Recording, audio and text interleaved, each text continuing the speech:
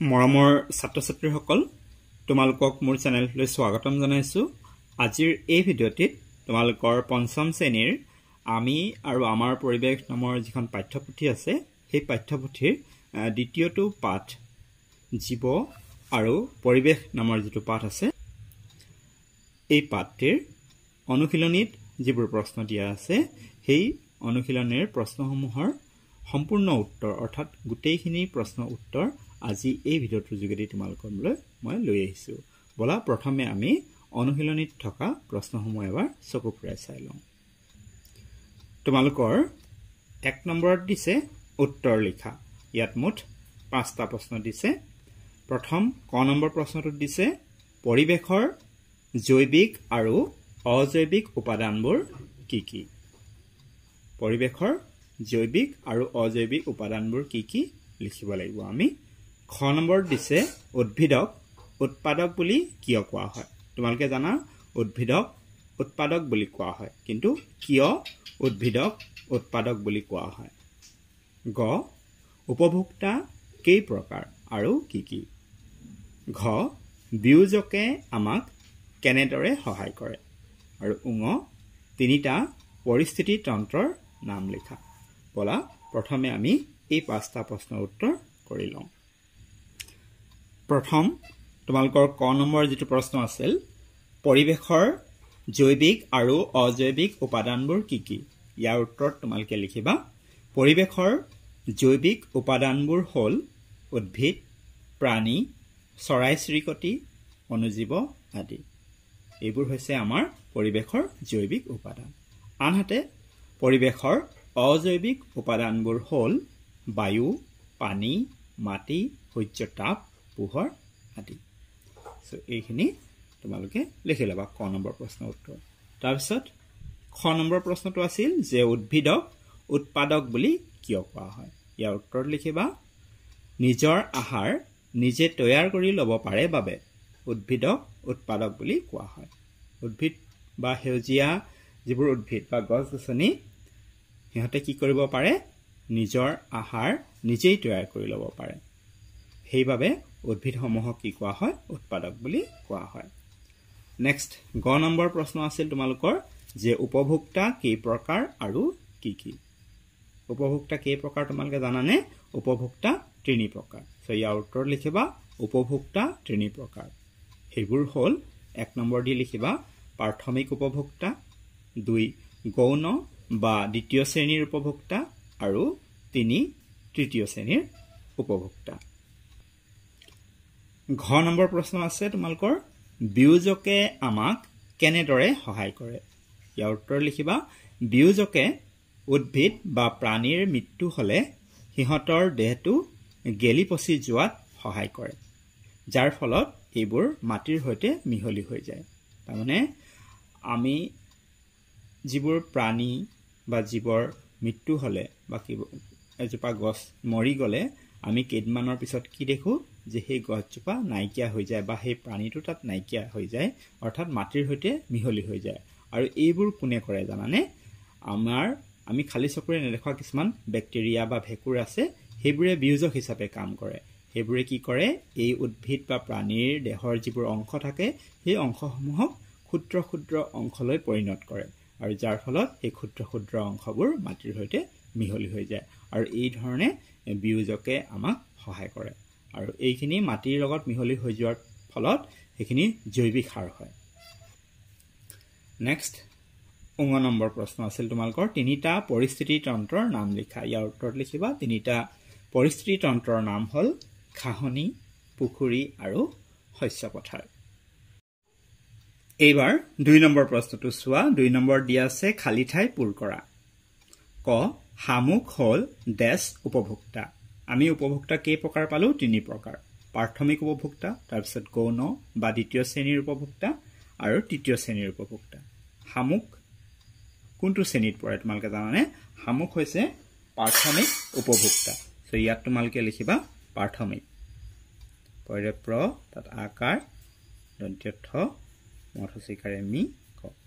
প্ৰাথমিক শামুক হ'ল প্ৰাথমিক উপভোক্তা। তোমালোকে জানানে প্ৰাথমিক উপভোক্তা কাক কয়?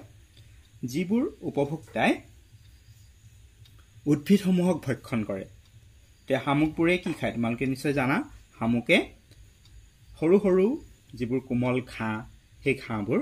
খায় হয়নে সো সেই কাৰণে শামুক হৈছে প্ৰাথমিক উপভোক্তা খ এটাতকৈ অধিক ডেছ মিলি খাদ্যজালৰ সৃষ্টি হয় কি মিলি খাদ্যজালৰ সৃষ্টি কৰে তোমালোকে জানানে খাদ্য শৃংখল ইয়াত লিখিবা খাদ্য শৃংখল এটাতকৈ অধিক খাদ্য শৃংখল মিলি খাদ্যজালৰ সৃষ্টি হয় তাৰপিছত গ নম্বৰ কৈছে হেন হল ডেছ শ্ৰেণীৰ উপভোক্তা যি হেন চৰাই কোন শ্ৰেণীৰ উপভোক্তা তোমালোকে ক'ব পাৰিবানে হেন চৰাই হৈছে তৃতীয় শ্ৰেণীৰ উপভোক্তা গতিকে ইয়াত খালি ঠাইত লিখিবা তোমালোকে তৃতীয় হেন হৈছে তৃতীয় শ্ৰেণীৰ উপভোক্তা তাৰপিছত ঘ খাদ্যজালত এটাতকৈও ডেছ খাদ্য শৃংখল থাকে তো খাদ্যজালত এটাতকৈও অধিক খাদ্য শৃংখল থাকে ইয়াত তোমালোকে লিখিবা অধিক মানে এটাতকৈও বেছি খাদ্য শৃংখল থাকে খাদ্যজালত নহয়নে ইয়াত যেটো পাইছো আমি এটাতকৈও অধিক খাদ্য শৃংখল মিলি খাদ্যজালৰ সৃষ্টি হয় অৰ্থাৎ খাদ্যজালত এটাতকৈও অধিক কি থাকে খাদ্য শৃংখল থাকে এই খালি ঠাইখিনি তোমালোকে পূৰ কৰি ল'বা এইবাৰ 3 নম্বৰ প্ৰশ্ন উত্তৰ কৰিবলা তোমালোকৰ 3 নম্বৰ দিছে শুদ্ধ উত্তৰ বাছি উলিওৱা ক খাদ্য শৃংখলৰ আৰম্ভণিতে সদায় উদ্ভিদ প্ৰাণী অনুজীৱ থাকে খাদ্য শৃংখলৰ আৰম্ভণিতে সদায় কি থাকে তোমালোকে জানানে উদ্ভিদ থাকে নে প্ৰাণী নে অনুজীৱ খাদ্য শৃংখলৰ আৰম্ভণিতে সদায় উদ্ভিদ থাকে গতিকে এইটো শুদ্ধ উদ্ভিদটো শুদ্ধ প্ৰাণী আৰু অনুজীৱ নাথাকে খ বিয়োজকে উৎপাদকে উপভোক্তাই খাদ্য প্ৰস্তুত কৰে কোনে খাদ্য প্ৰস্তুত কৰে বিয়োজকে কৰে নে উৎপাদকে নে উপভোক্তাই উৎপাদকেহে খাদ্য প্ৰস্তুত কৰে উপভোক্তাই ভক্ষণহে কৰে আৰু বিয়োজকে কি কৰে গেলি পচি যোৱাত সহায় কৰে উৎপাদকে খাদ্য প্ৰস্তুত কৰে গতিকে এইটো শুদ্ধ হ'ব গ উৎপাদকে বিয়োজকে উপভোক্তাই মৃতদেহ গেলি পচি যোৱাত সহায় কৰে কিহে মৃতদেহ গেলি পচি যোৱাত সহায় কৰে উৎপাদকে কৰে নে বিয়োজকে কৰে নে উপভোক্তাই কৰে আৰু এইটো হ'ব শুদ্ধ উত্তৰটো হৈছে বিয়োজকে কি কৰে মৃতদেহ গেলি পচি যোৱাত সহায় কৰে নেক্সট এবাৰ 4 নম্বৰ প্ৰশ্নটো চোৱা তোমালোকৰ 4 নম্বৰ দিয়া আছে খাদ্য শৃংখল কি উদাহৰণেৰে সৈতে বুজাই লিখা 4 নম্বৰ প্ৰশ্নৰ উত্তৰটো তোমালোকে এই ধৰণে লিখিবা খাদ্যৰ বাবে এটা প্ৰাণীয়ে আন এটা প্ৰাণীৰ ওপৰত নিৰ্ভৰ কৰিবলগীয়া হয় এইদৰে এটা প্ৰাণীয়ে আন এটা প্ৰাণীৰ ওপৰত নিৰ্ভৰ কৰি জীয়াই থকা প্ৰক্ৰিয়াটোকে খাদ্য শৃংখল বুলি কোৱা হয় খাদ্য শৃংখল কি খাদ্যৰ এটা শৃংখল বা এটা চেইন য'ত নেকি এটা প্ৰাণীয়ে আন এটা প্ৰাণীৰ ওপৰত নিৰ্ভৰ কৰে খাদ্যৰ বাবে নহয়নে উদাহৰণস্বৰূপে আমি ক'ব পাৰো সেউজীয়া উদ্ভিদক তৃণভোজী প্ৰাণী যেনে গৰু ছাগলীয়ে খায় এইটো গৰু লিখিবা তোমালোকে এইটো মোৰ বানানটো ভুল হৈ আছে গৰু ছাগলীয়ে খায় যিবোৰ সেউজীয়া উদ্ভিদ সেইবোৰক নহয়নে আৰু এই তৃণভোজী প্ৰাণীবোৰক অৰ্থাৎ গৰু ছাগলী এইবোৰক মাংসভোজী প্ৰাণীয়ে খায় নহয়নে যেনে বাঘ সিংহ আদিয়ে খায় এইদৰে খাদ্য শৃংখল এটাৰ সৃষ্টি হয় তোমালোকৰ কিতাপত ধুনীয়াকৈ খাদ্য শৃংখল দিয়া আছে তোমালোকক মই দেখুৱাই দিছোঁ চোৱা এইবোৰ হৈছে এটা এটা খাদ্য শৃংখলৰ উদাহৰণ যেনে ফৰিংটো নিৰ্ভৰ কৰিছে ঘাঁহৰ ওপৰত খাদ্যৰ বাবে আকৌ ভেকুলিটোৱে ফৰিংটোৰ ওপৰত নিৰ্ভৰ কৰিছে আকৌ সাপটোৱে ভেকুলিটোৰ ওপৰত আকৌ ইগলটোৱে সাপৰ ওপৰত এই ধৰণে এই যেটো খাদ্যৰ যেটো শৃংখল বা চেইন ইয়াকে কোৱা হয় খাদ্য শৃংখল আমাৰ পৰিবেশত প্ৰাণীসমূহে খাদ্যৰ বাবে এটাই আনটোৰ ওপৰত নিৰ্ভৰ কৰে নহয়নে ইগলে সাপক খায় সাপটোৱে ভেকুলিক খায় ভেকুলিটোৱে ফৰিংক খায় আকৌ ফৰিঙে যিবোৰ কোমল ঘাঁহ সেইবোৰ খায় তো এইবোৰে হৈছে খাদ্য শৃংখল নেক্সট 5 নম্বৰ প্ৰশ্নত তোমালোকৰ দিছে পুখুৰী এটা পৰিস্থিতি তন্ত্ৰ হয়নে যুক্তি সহকাৰে বুজাই লিখা পুখুৰী এটা পৰিস্থিতি তন্ত্ৰ হয়নে নহয় বুজাই লিখিব দিছে 6 নম্বৰত কৈছে হালুক সংশ্লেষণ বুলিলে কি বুজা 7 নম্বৰত দিছে পাৰ্থক্য লিখা উৎপাদক আৰু বিয়োজক তৃণভোজী আৰু মাংসভোজী প্ৰাণী খাদ্য শৃংখল আৰু খাদ্যজাল 8 নম্বৰ প্ৰশ্ন তোমালোকৰ দিছে পৰিস্থিতি তন্ত্ৰত প্ৰথম শ্ৰেণীৰ উপভোক্তাবোৰ নোহোৱা হৈ গলে কি হ'ব যদি পৰিস্থিতি তন্ত্ৰত প্ৰথম শ্ৰেণীৰ যি উপভোক্তা সেইবোৰ নোহোৱা হলে কি হ'ব পাৰে 9 খাদ্যজালৰ কিয় সৃষ্টি হয় আৰু 10 মাটিত পৰি থকা মৃত জীৱবোৰ কিয় গেলি পচি যায় বলা আমি এতিয়া এই 5ৰ পৰা 10 লৈকে যিখিনি প্ৰশ্ন পালো এইখিনিৰ উত্তৰ আমি কৰি লওঁ 5 নম্বৰ প্ৰশ্নটো তোমালোকৰ আছিল পুখুৰী এটা পৰিস্থিতি তন্ত্ৰ হয়নে যুক্তি সহকাৰে বুজাই লিখা ইয়াৰ উত্তৰত লিখিবা পুখুৰী এটা পৰিস্থিতি তন্ত্ৰ হয় পুখুৰী এটা পৰিস্থিতি তন্ত্ৰ হয় নে নহয় পুখুৰী এটা পৰিস্থিতি তন্ত্ৰ হয় কিয় কাৰণ পৰিস্থিতি তন্ত্ৰত কি হয় প্ৰাণীবোৰে ইটোৱে হিতুৰ ওপৰত নিৰ্ভৰ কৰে যেটো পুখুৰীটো দেখিবলৈ পোৱা যায় পৰিস্থিতি তন্ত্ৰত কি হয় পৰিস্থিতি তন্ত্ৰ আমি কাক কওঁ য'ত প্ৰাণীবোৰে খাদ্যৰ বাবে ইটোৱে হিতুৰ ওপৰত নিৰ্ভৰ কৰে যেনে পুখুৰীত আমি এটো দেখিবলৈ পাওঁ যেনে পুখুৰীত থকা হেলাই পুনি আদিয়ে খাদ্য উৎপাদন কৰে আৰু এইবোৰ পুখুৰীত থকা বিভিন্ন কীটপতংগ সৰু মাছ শামুক আদিয়ে খায় আকৌ এই কীটপতংগসমূহক পুখুৰীত থকা ডাঙৰ মাছ ভেকুলী কেকুৰা আদিয়ে ভক্ষণ কৰে এই ভেকুলী কেকুৰা মাছ আদিক সাপ বগলী মাছৰুকা আদিয়ে ভক্ষণ কৰে গতিকে দেখা গ'ল যে পুখুৰীত থকা প্ৰাণী বা জীৱসমূহ ইটোৱে হিতুৰ ওপৰত নিৰ্ভৰ কৰি জীয়াই থাকে সেইবাবে পুখুৰী এটা পৰিস্থিতি তন্ত্ৰ হয় কথাখিনি বুজি পাইছানে তাৰমানে তোমালোকে পুখুৰী নিশ্চয় দেখিছা পুখুৰীত আমি কি দেখিবলৈ পাওঁ হেলাই বা মেটেকা বা সৰু সৰু আমি পুখুৰীৰ পানীৰ ওপৰত উপঙি থকা কিছুমান উদ্ভিদ দেখিবলৈ পাওঁ আৰু এইবোৰক পুখুৰীত থকা কিছুমান সৰু সৰু কীটপতংগ বা সৰু মাছ শামুক আদিয়ে খায় এই কীটপতংগ বা শামুকখিনিক আকৌ কিহে খায় ডাঙৰ মাছে খায় বা ভেকুলী কেকুৰা ইত্যাদিয়ে খায় আকৌ এই ভেকুলী কেকুৰাবোৰক সাপ বগলী মাছৰুকা আদিয়ে খায় তাৰমানে আমি কি দেখা পাইছো যে পুখুৰীত যিবোৰ প্ৰাণী বা জীৱ আছে সেইবোৰ খাদ্যৰ বাবে ইটো হিতুৰ ওপৰত নিৰ্ভৰ কৰি জীয়াই আছে সো সেইবাবে পুখুৰী হৈছে এটা পৰিস্থিতি তন্ত্ৰ 6 নম্বৰ প্ৰশ্ন হালু সংশ্লেষণ বুলিলে কি বুজা ইয়াৰ উত্তৰ লিখিবা হেউজিয়া উদ্ভিদে সূৰ্যৰ পোহৰত পাতত থকা হৰিতকণাৰ উপস্থিতিত বায়ুৰ পৰা গ্ৰহণ কৰা কাৰ্বন ডাই অক্সাইড গেছ আৰু হিপাই শুহি লোৱা পানীৰ সহায়ত খাদ্য প্ৰস্তুত কৰে পাতে খাদ্য প্ৰস্তুত কৰা এই প্ৰক্ৰিয়াটোকে হালু সংশ্লেষণ বুলি কোৱা হয় খুব ইম্পৰ্টেন্ট প্ৰশ্ন হালু সংশ্লেষণ কি জানানে তোমালোকে ইতিমধ্যে গম পাইছা পাঠটো পঢ়ি যে উদ্ভিদবোৰে কি কৰিব পাৰে নিজৰ আহাৰ নিজে তৈয়াৰ কৰি ল'ব পাৰে আৰু উদ্ভিদবোৰৰ পাতৰ ৰং কেনেকুৱা হয় হেউজিয়া হয় আৰু হেউজিয়া হোৱাৰ কাৰণ তোমালোকে নিশ্চয় জানা যে পাতত ক্লোৰোফিল বা পত্ৰহৰিত নামৰ এবিধ ৰঞ্জক পদাৰ্থ থাকে আৰু উদ্ভিদে কি কৰিব পাৰে হেউজিয়া উদ্ভিদসমূহে সূৰ্যৰ পোহৰত ৰাতি নহয় এন্ধাৰত নহয় সূৰ্যৰ পোহৰত পাতত থকা যি হৰিতকণা তাৰ উপস্থিতিত বায়ুৰ পৰা কি কৰে কাৰ্বন ডাই অক্সাইড গেছ গ্ৰহণ কৰে আহৰণ কৰে আৰু হিপাই মাটিৰ তলৰ পৰা পানী শুহি লয় আৰু এইবোৰৰ সহায়ত উদ্ভিদসমূহে কি কৰে খাদ্য প্ৰস্তুত কৰে আৰু পাতত খাদ্য প্ৰস্তুত হোৱা এই যিটো প্ৰক্ৰিয়া এই প্ৰক্ৰিয়াটোকে হালুক সংশ্লেষণ বুলি কোৱা হয় হালুক মানে হৈছে আলোক বা পোহৰ সেইবাবে ইয়াক হালুক সংশ্লেষণ বুলি হালুক মানে হৈছে পোহৰ নেক্সট 7 নম্বৰ তোমালোকৰ দিয়া আছে পাৰ্থক্য লিখা প্ৰথম কত দিয়া আছে উৎপাদক আৰু বিয়োজক উৎপাদক আৰু বিয়োজকৰ মাজত পাৰ্থক্য কি ইয়াৰ উত্তৰ লিখিবা উৎপাদকবোৰে নিজৰ আহাৰ নিজে তৈয়াৰ কৰি ল'ব পাৰে যেনে উদ্ভিদসমূহ হৈছে উৎপাদক নহয়নে উৎপাদকসমূহে নিজৰ আহাৰ নিজে প্ৰস্তুত কৰিব পাৰে আনহাতে বিয়োজকে কি কৰে বিয়োজকে মৃত উদ্ভিদ আৰু প্ৰাণীৰ দেহৰ অংশবোৰ ক্ষুদ্ৰ ক্ষুদ্ৰ অংশলৈ পৰিণত কৰি মাটিৰ সৈতে মিহলি হৈ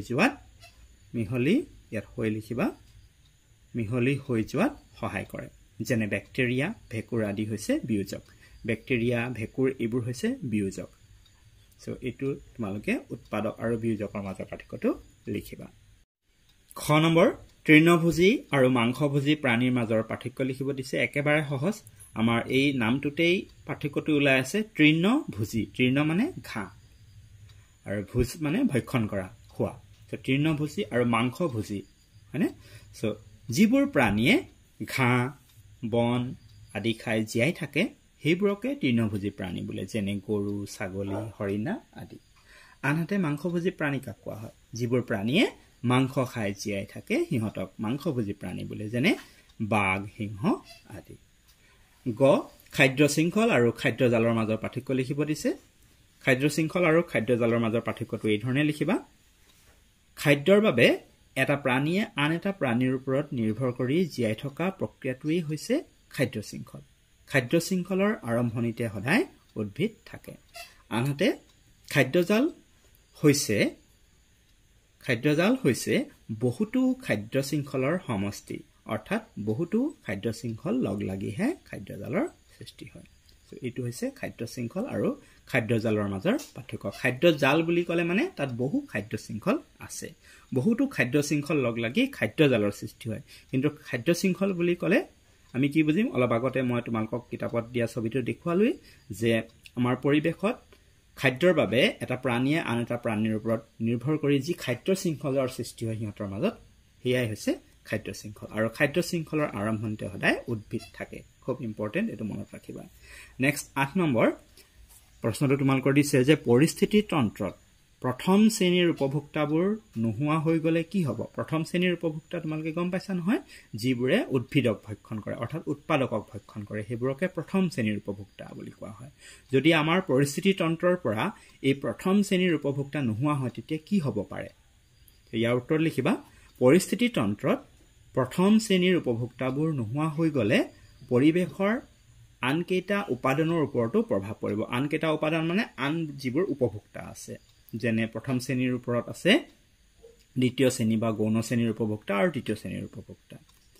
যেনে গৌণ বা দ্বিতীয় শ্ৰেণীৰ উপভোক্তাৰ খাদ্য নোহোৱা হ'ব আৰু পৰিবেশৰ ভাৰসাম্য নোহোৱা হ'ব যদি পৰিস্থিতি তন্ত্ৰৰ পৰা আমাৰ প্ৰথম শ্ৰেণীৰ উপভোক্তাটো নাইকিয়া হৈ যায় তেতিয়া হলে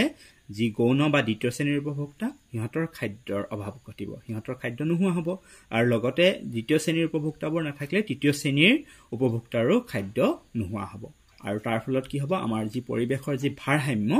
বা ব্যালেন্সিং সেই ব্যালেন্সিংটো নোহোৱা হৈ যাব 9 নম্বৰ প্ৰশ্ন তোমালোকৰ দিয়া আছিল খাদ্যজালৰ কিয় সৃষ্টি হয় ইয়াৰ উত্তৰ লিখিবা পৰিস্থিতি তন্ত্ৰত সকলো জীৱই খাদ্য শৃংখলত এক নিৰ্দিষ্ট স্থান গ্ৰহণ কৰে আৰু একেটা প্ৰাণীয়ে কেতিয়াবা এটাতকৈ অধিক খাদ্য শৃংখলত ভাগ লয় এইদৰে বহুকেইটা খাদ্য শৃংখল লগ লাগি এখন জালিকাৰ সৃষ্টি হয় আৰু এয়াই হৈছে খাদ্যজাল অৰ্থাৎ খাদ্য শৃংখল লগ লগাৰ ফলত খাদ্যজালৰ সৃষ্টি হয় তো খাদ্যজালৰ কিয় সৃষ্টি হয় যে আমাৰ পৰিবেশত এটা প্ৰাণীয়ে কেতিয়াবা কি কৰে অধিক খাদ্য শৃংখলত ভাগ লয় আৰু এইদৰে কি হয় বহু খাদ্য শৃংখল লগ লাগি এখন জালিকাৰ সৃষ্টি হয় আৰু সেইদৰে যেটো জালিকা সৃষ্টি হয় সেই জালিকাটোকে আসলতে খাদ্যজাল বুলি কোৱা হয় নেক্সট লাষ্ট প্ৰশ্ন 10 নম্বৰ যে মাটিত পৰি থকা মৃত জীৱবোৰ কিয় গেলি পচি যায় ইয়াৰ উত্তৰ লিখিবা কিছুমান ব্যাকটেৰিয়া আৰু ভেকুৰে মাটিত পৰি থকা মৃত জীৱবোৰৰ অংশসমূহৰ বিয়োজন ঘটাই ক্ষুদ্ৰ ক্ষুদ্ৰ অংশলৈ পৰিণত কৰে যাৰ ফলত মাটিত পৰি থকা মৃত জীৱবোৰ গেলি পচি যায় মাটিত থকা মৃত জীৱ বা উদ্ভিদবোৰ গেলি পচি যোৱা তোমালোকে নিশ্চয় দেখা পাইছা আৰু তাৰ কাৰণ হৈছে কিছুমান ব্যাকটেৰিয়া আৰু ভেকুৰ যিবোৰ নেকি আমি খালি চকুৰে দেখা নাপাওঁ এইবোৰক অনুজীৱ বুলি কোৱা হয় কেৱল অনুবীক্ষণ যন্ত্ৰৰ সহায়তে আমি এই জীৱবোৰক দেখা পাওঁ এই জীৱসমূহে অৰ্থাৎ ব্যাকটেৰিয়া ভেকুৰে কি কৰে মৃত যিবোৰ জীৱ বা উদ্ভিদ সেইবোৰৰ দেহৰ অংশসমূহৰ বিয়োজন ঘটায় তাক মানে টুকুৰা টুকুৰ কৰে টুকুৰা টুকুৰ কৰি ক্ষুদ্ৰ ক্ষুদ্ৰ একেবাৰে সৰু সৰু অংশলৈ পৰিণত কৰি দিয়ে আৰু সেইখিনি মাটিত মিহলি হৈ যায় আৰু তাৰ ফলতে মৃত জীৱবোৰ গেলি পচি যায় তো আশা কৰিছো তোমালোকে এখিনি বুজি পাইছা তোমালোকে ভিডিওটোৰ যোগেদি এই প্ৰশ্নসমূহৰ উত্তৰবোৰ ধুনীয়াকৈ লিখি লবা আৰু পাঠটো ভালদৰে বুজিবলৈ যত্ন কৰিবা আৰু এইবোৰ খুব ইম্পৰ্টেন্ট হয় তোমালোকক আগলৈ এইখিনি কথা লাগিব হালু সংশ্লেষণেই হওক খাদ্যজালৰ কথাই হওক বিয়োজকৰ কথাই হওক গতিকে এইখিনি তোমালোকে আগলৈও মনত ৰাখিব লাগিব আৰু লগতে তোমালোকে যদি বৃত্তি পৰীক্ষাৰ বাবে প্ৰস্তুতি চলাই আছা তেতিয়াহলে এইখিনি খুব ইম্পৰ্টেন্ট এই যিখিনি পাৰ্থক্য লিখা বা কিছুমান চমু টুকা বা কিছুমান চমু প্ৰশ্ন পৰিবেশৰ পৰা আহে পৰিবেশৰ মুঠ 25 নম্বৰৰ প্ৰশ্ন আহে বৃত্তি পৰীক্ষাত তোমালোকে যদি বৃত্তি পৰীক্ষাৰ কাৰণে প্ৰস্তুতি চলাই আছা তেন্তে মোৰ চেনেলটিৰ প্লেলিষ্ট সেকশন এবাৰ চেক কৰি চাবা তাত এটা প্লেলিষ্ট আছে বৃত্তি পৰীক্ষাৰ যোৱা বৰ্ষবোৰৰ যিবোৰ প্ৰশ্ন আহিছিল সেই প্ৰশ্নসমূহ আছে লগতে তাৰ উত্তৰ অৰ্থাৎ সমাধানো আছে তোমালোকে এইখিনি চাই বৃত্তি পৰীক্ষাত কেনেকুৱা ধৰণৰ প্ৰশ্ন আহে তাৰ তোমালোকে আভাস এটা ল'ব পাৰিবা সো মৰমৰ ছাত্ৰ-ছাত্ৰীসকল আজিৰ ভিডিঅ'টো ইমানেই আছিল ভিডিঅ'টো কেনে পালা ভাল লাগিলে লাইক এটা কৰি দিয়া যদি তোমালোকৰ সহায় হৈছে বুলি ভাবিছা আৰু তোমালোকৰ বন্ধু বান্ধৱীৰ মাজত শ্বেয়াৰ কৰি দিয়া যাতে তেওঁলোকে ভিডিঅ'টো পায় আৰু ভিডিঅ'টো চাই তেওঁলোকে পাঠটি বুজি ল'ব পাৰে আৰু প্ৰশ্ন উত্তৰসমূহ কৰি ল'ব পাৰে আৰু মোৰ চেনেলটো যদি প্ৰথম আহিছে আজি তেন্তে চেনেলটো সাবস্ক্ৰাইব কৰি ৰাখা যাতে আগলৈ এনেকুৱা ধৰণৰ ভিডিঅ'সমূহ পাই থাকা আৰু মোৰ চেনেলটোৰ সৈতে জড়িত হৈ থাকিবা যেহেতু এই চেনেলটোত তোমালোকৰ সকলো বিষয়ৰ ভিডিঅ' নিয়মীয়াকৈ আগবঢ়াই থকা হয় আৰু লগতে তোমালোকে মোৰ প্লেলিষ্ট সেকশন এবাৰ চেক কৰি চাবা তাত তোমালোকৰ বেলেগ বেলেগ বিষয়ৰ প্লেলিষ্ট ধুনীয়াকৈ কৰা আছে তোমালোকে নিৰ্দিষ্ট বিষয়ৰ প্লেলিষ্টত গৈ নিৰ্দিষ্ট পাঠৰ ভিডিঅ' চাই তাৰ পৰা আয়ত্ত কৰি ল'ব পাৰা কৰবাত কিবা অসুবিধা পালে বা বুজি নাপালে তোমালোকে মোক কমেন্ট যোগে জনাব পাৰা বা মোক তোমালোকে হোৱাটছআপো কৰিব পাৰা মোৰ হোৱাটছআপ নম্বৰ হৈছে 7086618134 ইয়াৰ নেক্সট ভিডিঅ'ত পাঠ 3 বতৰ নামৰ যেটো পাঠ আছে এই পাঠটি আলোচনা কৰিম আৰু লগতে অনুশীলনীৰ প্ৰশ্ন উত্তৰসমূহ তোমালোকক মই বুজাই দিম তোমালোকে তাৰ লিংক এই ভিডিঅ'ৰ ডেছক্ৰিপশ্যন বক্সত পাই যাবা ভিডিঅ'টো চোৱাৰ বাবে ধন্যবাদ